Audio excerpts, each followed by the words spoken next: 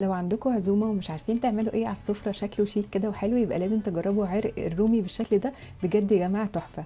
العرق كنت جايباه جاهز ومتربط وحطيته في محلول نقع، هكتب لكم كل التفاصيل بتاعته تحت الفيديو. نشفته من اي ميه من عليه وهنحضر بقى التتبيله، هكتب لكم التفاصيل بتاعتها تحت. وبجد يا جماعه التتبيله دي بتخلي التركي طعمه رهيب وحلو جدا وطري. هقلب بقى التتبيله دي كويس قوي مع بعض، وهعمل فيه اخرام بالسيخ بتاع الشيش طاووق بالشكل ده، واحطه في التتبيله وتبلوه قبلها كده بساعتين لحد ما يتشرب منها. في طاسه بقى سخنه على النار فيها زبده وتوم وروزماري وزعتر، وهشوح العرق كده فيها لحد ما ياخد لون حلو من كل الجناب. هحطه بقى على صينيه فيها خضار ونص كوبايه من الميه، هغطيه بورق زبده وورق فويل، وهكتب لكم كل تفاصيل التسويه تحت.